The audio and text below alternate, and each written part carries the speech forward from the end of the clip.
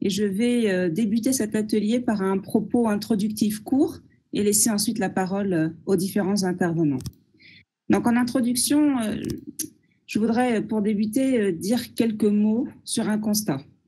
Nous assistons en effet aujourd'hui à des mesures un peu contradictoires. D'un côté, vous le savez, on a une vraie ouverture à la télésanté avec l'arrivée du télésoin notamment et qui va fortement nous renforcer l'organisation du parcours coordonné. On va l'aborder durant cette table ronde.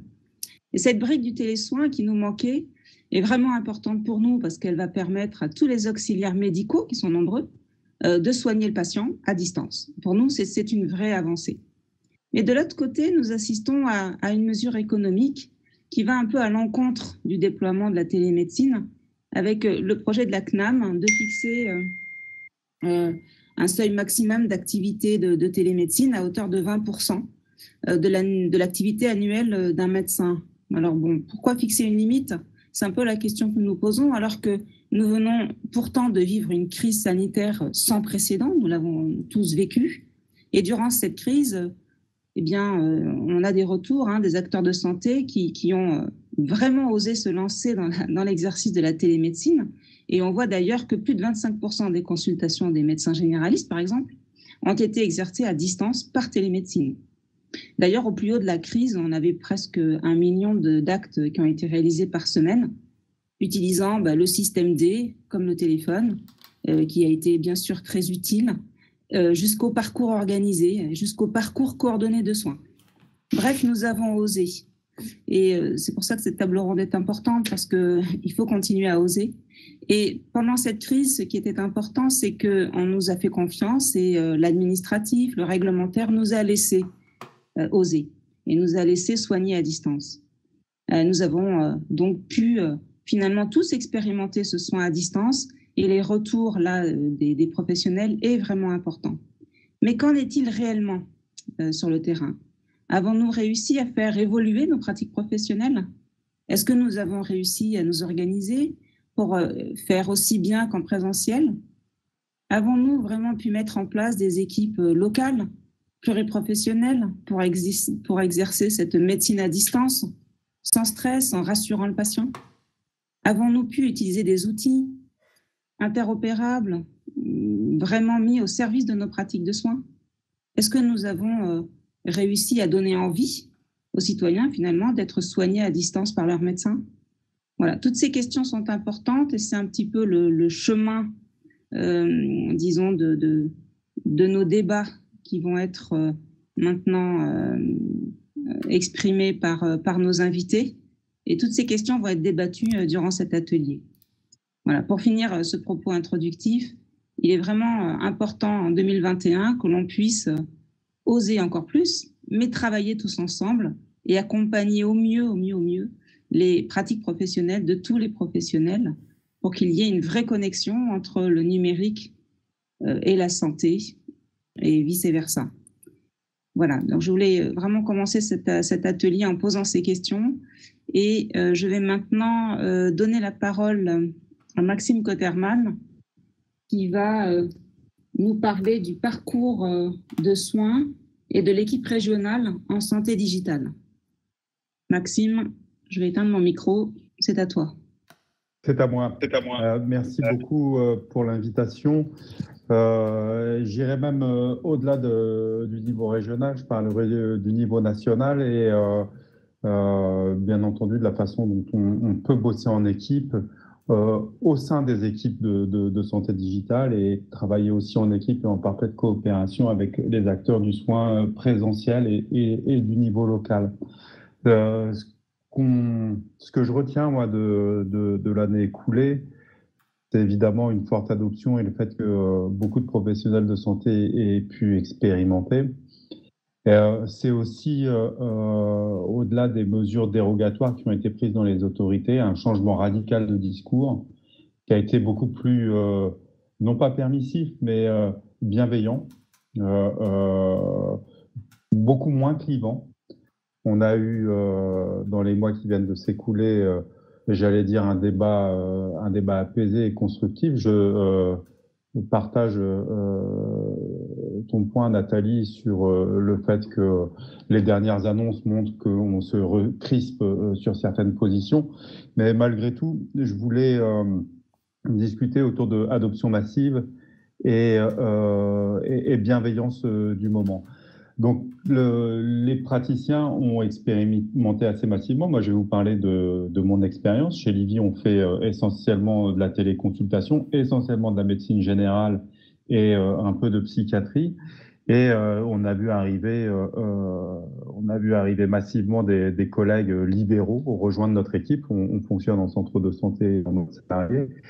Et qu'est-ce qu'ils ont trouvé? Et pourquoi finalement ils sont restés? Parce que ce qu'on constate, c'est qu'il y a du reflux, bien entendu. Le quotidien reprend le dessus, mais on s'aperçoit que de nombreux sont restés. Et pourquoi? Parce qu'ils ont retrouvé au sein d'une équipe telle que celle de Livy une pratique très collégiale, une pratique en équipe. La collégialité est organisée, c'est pas quelque chose qui est spontané, ça repose sur une organisation, sur un projet médical, sur des règles, sur de l'investissement en temps et en technologie. Mais la première chose, c'est qu'ils se sont rendus compte que c'était pas du tout, même si on est à distance, c'est pas un exercice solitaire, c'est vraiment un exercice d'équipe plein et entier, pour peu qu'on se donne la volonté d'organiser les choses et qu'on ne soit pas dans une pure logique de plateforme à la Uber où on a des travailleurs indépendants qui font ce qu'ils veulent. Donc, ils ont découvert cette pratique très collégiale. Première surprise pour eux, on n'est pas seul, on est aidé, on interagit, on a des échanges avec les pairs. Ça, c'est le premier point. Deuxième point, c'est l'environnement a été beaucoup moins clivant, le débat a été moins clivant, l'environnement a été beaucoup plus bienveillant. C'est la nécessité de recourir au digital qui a probablement été à l'origine de ça. Et on se rend compte que ça ouvre le champ des possibles en matière de coopération, que ce soit au niveau local, régional ou national.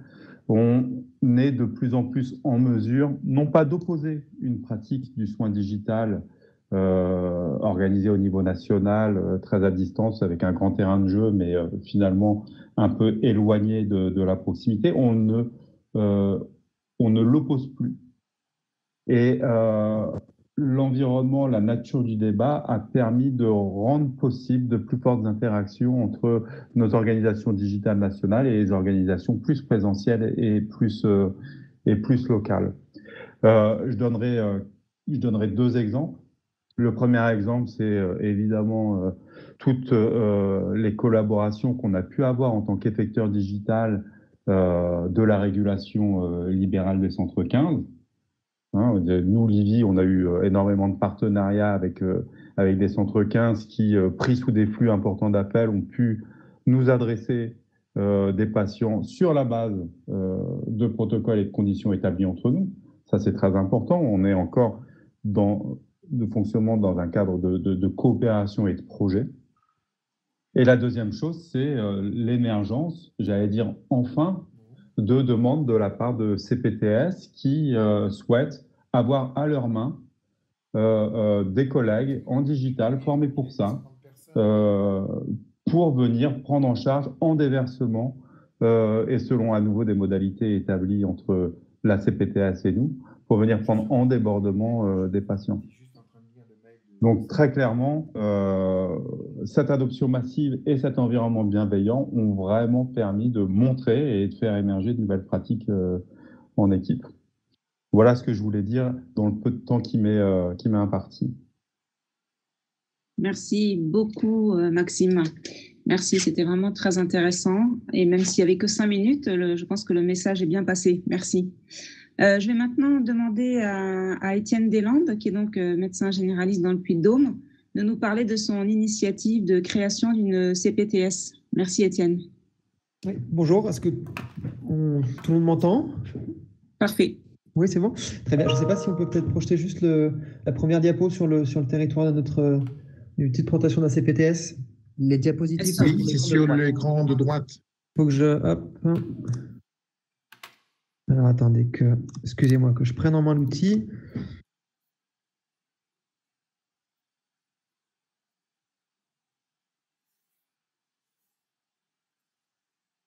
j'arrive pas à la mettre, c'est pas très grave.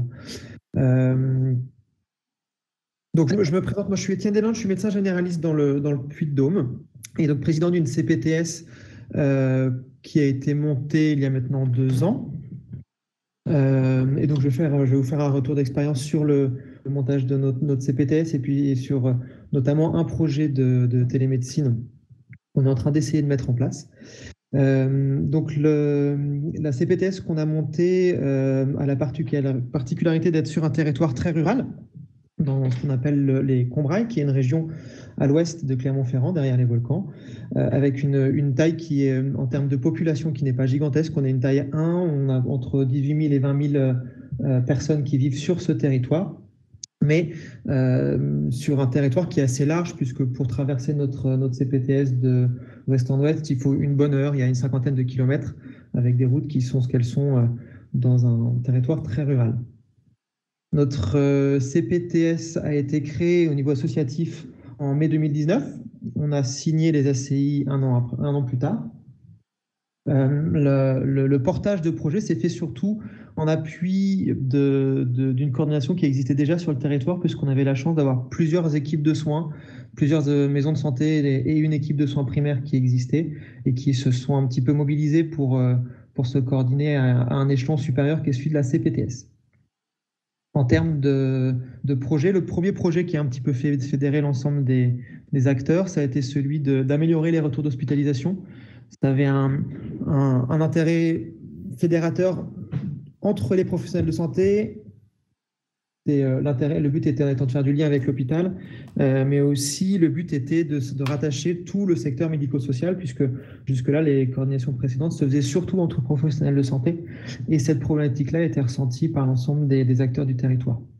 On s'est placé ensuite sur de la prévention, non pas en mettant en place de nouveaux projets, mais surtout l'idée étant de coordonner l'ensemble des projets qui étaient sur le territoire, puisque chacun faisait un petit peu des actions de prévention de son côté. Ça arrivait régulièrement qu'on ait plusieurs actions sur le même territoire par des entités différentes, donc le but était de coordonner tout ça.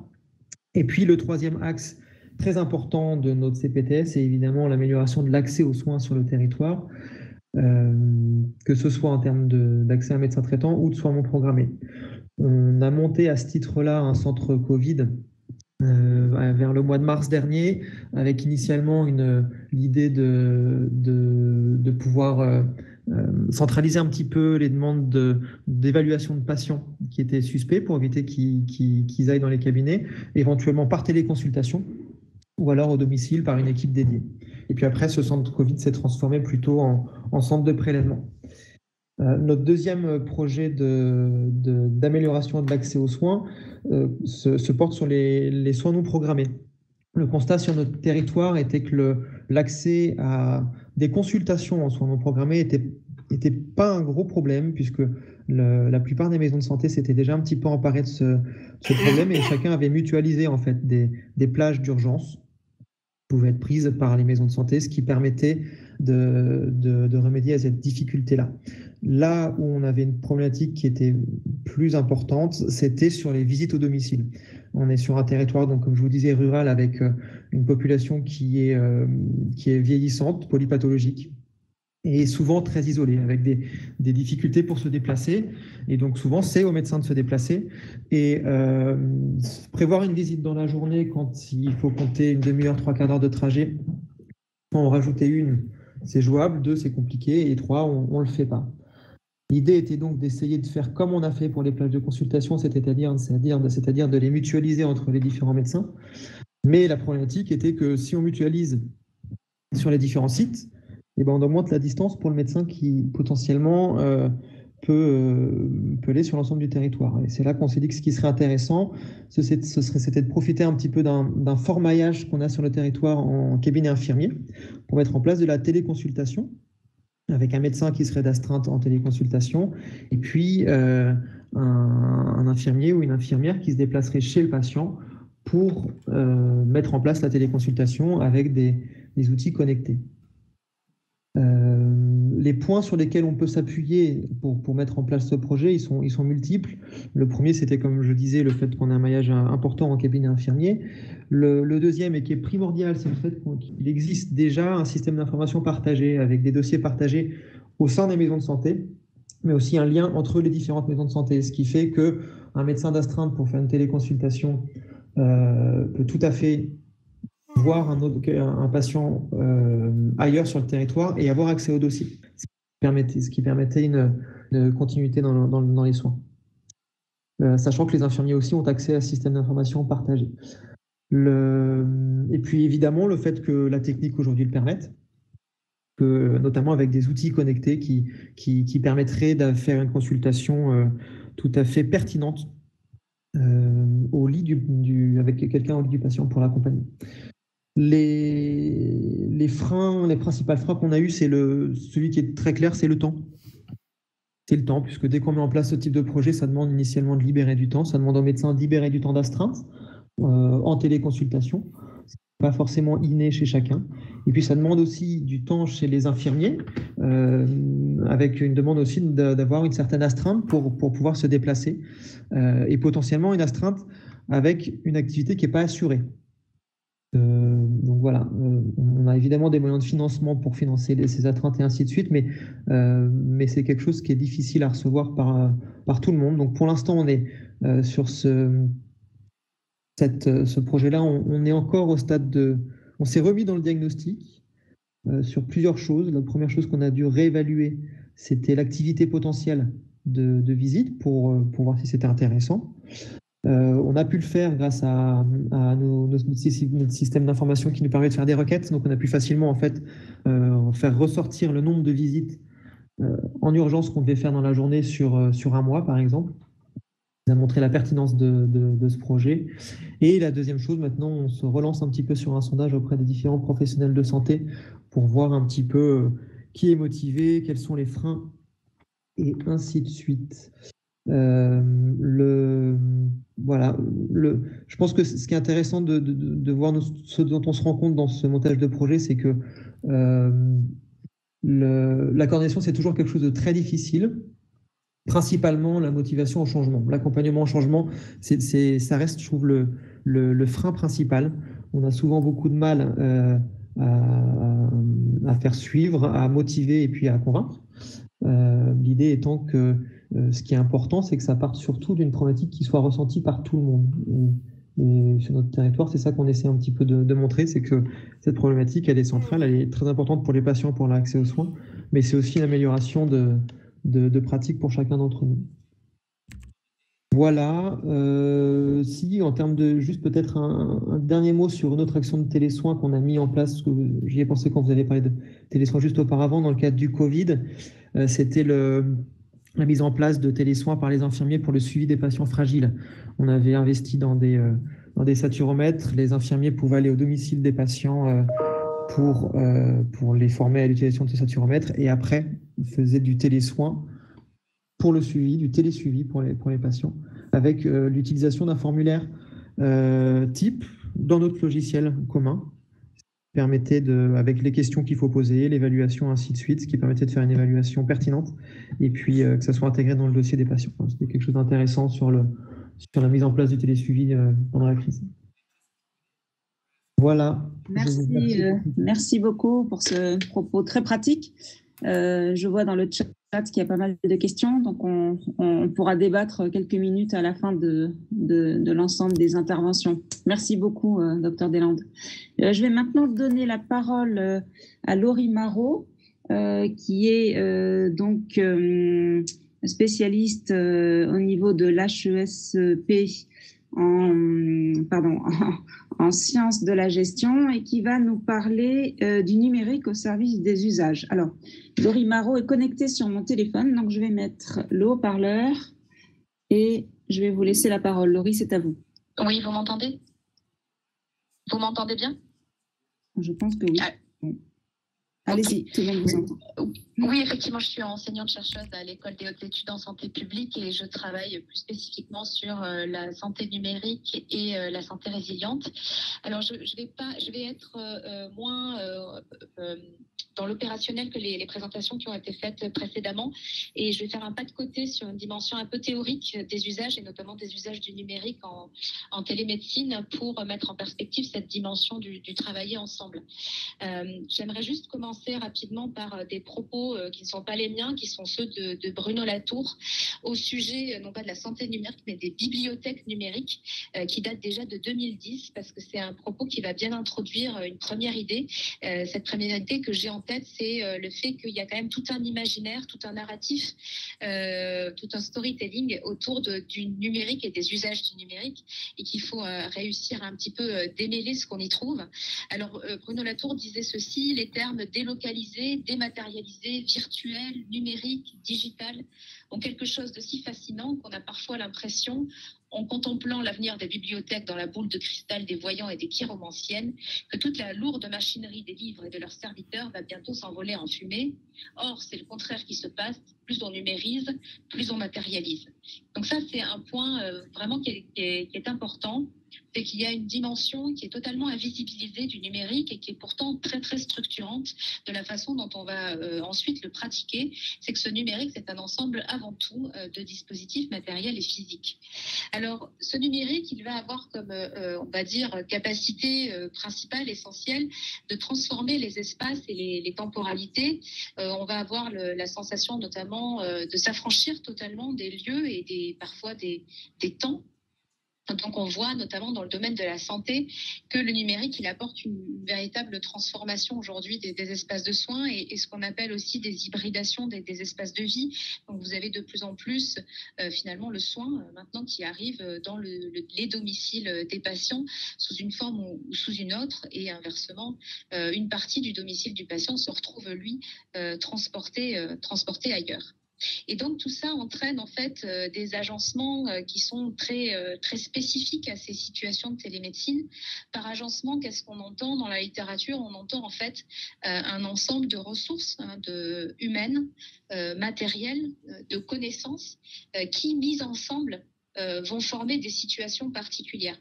Ces situations, elles vont donner lieu en fait à des activités, elles vont donner lieu à des pratiques professionnelles, elles vont donner lieu à des formes de responsabilité qui sont totalement inédites par rapport à ce que les professionnels pouvaient avoir connu par le passé.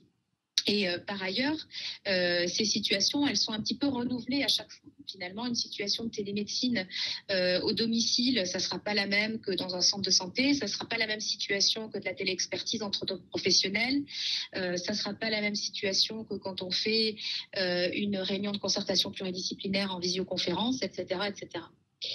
Et ces situations, elles sont, avec le numérique, elles sont construites, ces nouvelles pratiques, elles sont construites en interaction entre ces professionnels du secteur, et elles sont aussi surtout construites en pratiquant les outils. Et donc, de fait, en fait, c'est assez difficile d'anticiper ce que vont donner ces situations en pratique, et c'est pour ça que souvent on a vu quand même des expérimentations qui ont été dans la difficulté quand on a parlé télémédecine, parce qu'on a eu, en tout cas, du mal à anticiper ce que ces situations en pratique pourraient bien donner.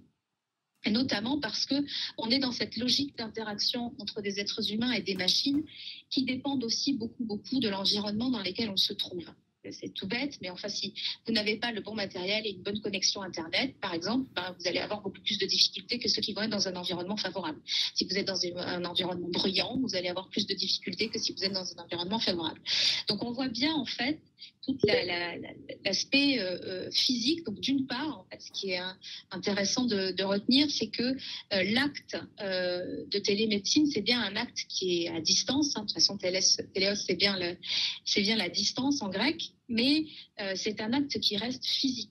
Il n'est pas dématérialisé, il est juste matérialisé autrement. Donc, il engendre des formes de proximité virtuelle, de proxémie, comme les appelait Hall, c'est-à-dire qu'on peut effectivement développer des formes de proximité, notamment avec le patient, qui sont différentes, parce qu'on ne peut pas mettre la main sur l'épaule du patient ou l'ausculter de la même façon. Par contre, l'acte lui-même, c'est bien un acte qui s'ancre dans une matérialité et un environnement spécifique. Ça, c'est le premier point. Et le deuxième point à retenir, c'est que ces outils, de par leur physicalité, de par leur matérialité, ils ne sont pas neutres. Voilà. Donc, c'est intéressant parce qu'on a souvent vu les dispositifs numériques comme étant quelque chose de très objectif. Il suffit de les poser là et puis nous, on va savoir les utiliser comme il faut. Mais en fait, ce n'est pas du tout ce qui se passe avec les outils numériques, parce que les outils, ce ne sont pas des objets neutres a priori. Pour vous faire un parallèle un peu trivial, n'importe quel outil, déjà Jacques Ellul le disait il y a une 50aine d'années, n'importe quelle technique, elle n'est ni bonne ni mauvaise en soi, ni même neutre. Voilà. Donc par exemple, si vous vous trouvez dans une pièce avec moi et que j'ai un couteau de 30 cm à la main et que vous avez une petite cuillère, indépendamment de mes intentions et indépendamment des vôtres, vous ne devriez pas trouver que la situation est neutre. Eh bien, en fait, un dispositif numérique, c'est exactement pareil. Le dispositif numérique, il va formaliser au travers de biais de sa propre conception à lui et de sa propre programmation un certain nombre de procédures et de façons de réfléchir et de façons de faire l'activité. Et donc, en fait, nos usages en face de ces dispositifs-là, ça va être souvent des ajustements permanents. Voilà. Donc, grosso modo, c'est la machine ne pense pas comme l'humain, mais la machine a quand même inscrite en elle une certaine façon de penser la procédure ou l'activité. Et de fait, quand on regarde ces aspects, cette matérialité, cette non-neutralité du dispositif, on s'aperçoit qu'il y a finalement un enjeu fort à se saisir collectivement, tous les acteurs, de la conception de ces outils pour en maîtriser en fait ces fameux biais, on pourrait appeler des biais de formalisation ou des biais de conception, et pour en faire davantage un outil qui soit réellement au service des pratiques réelles, des pratiques telles qu'on les pense collectivement, notamment des pratiques de coordination, et de ne pas avoir l'effet inverse, c'est-à-dire d'avoir des pratiques qui sont perpétuellement en train de se réajuster à des outils qui ont été conçus d'une certaine façon par d'autres. Voilà, c'est essentiellement les points sur lesquels je voulais appuyer pendant ces 5 minutes. Merci beaucoup, Laurie. Finalement, ça marche très bien aussi avec le téléphone. Et c'était très bien aussi de montrer cette autre dimension, effectivement, qui n'a pas été abordée jusque-là dans cette table ronde. Ça complète bien les propos que l'on vient d'avoir avec les intervenants. Merci. Je vais maintenant donner la parole à Lydie Canipel, qui préside la Société française de santé digitale avec moi, pour conclure sur cet atelier. Et peut-être, Lydie, nous expliquer en quelques mots ce qu'est un parcours coordonné de soi. Je ne suis pas sûre que tout le monde ait bien compris. Lydie. Ça, c'est une bonne question, Nathalie. Je ne sais pas si vous vous êtes amusé à poser la question autour de vous, à des gens qui, même les professionnels de santé, mais encore plus à votre voisin ou autre, qui n'est pas du tout dans la santé. C'est exactement comme pendant le Covid, quand on voyait apparaître à 20h, appelez votre médecin pour une téléconsultation. Moi, je suis dans un village de 200 habitants. Je peux vous dire qu'il n'y en a pas un qui savait. Même mon pharmacien, il y a 6 mois, m'a demandé qu'est-ce que la télémédecine, parce que moi, je lui en parlais. Pour vous dire comme on est à des années-lumière dans des villages comme ça, des avatars que nous vivons cet après-midi. Je ne sais plus l'heure qu'il est.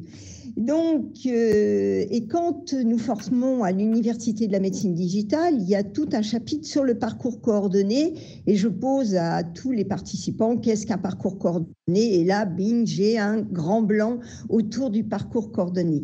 Qui sait aujourd'hui qu'à partir du moment où l'on a donné un médecin traitant référent déclaré à notre caisse d'assurance maladie, nous entrons dans un parcours coordonné. Nous sommes dans un parcours. Donc, on voit bien là, tout le temps, on vit ça depuis, mais ça fait partie du changement, hein. Mais on voit le décalage qu'il y a sans arrêt avec des textes de loi, des décrets, des avenants, etc., qui sortent employant la plupart du temps des mots d'experts, hermétiques au terrain, et pas d'accompagnement, pas d'explication de texte pour le terrain. Alors, ce n'est pas valable pour tout le monde. Certains baignent dedans et comprennent très bien. Mais je peux vous dire qu'il y a une majorité qui déjà passe par la case explication de texte. Et cette explication de texte, non seulement elle prend du temps, mais elle rebute. Elle fait peur parce qu'on n'emploie pas des mots simples pour apprivoiser dans le changement à une nouvelle façon de travailler pour nos professionnels de santé ou pour nos patients y aller. Alors, c'est quoi un parcours coordonné? Tu me poses la question, Nathalie. C'est tout simple.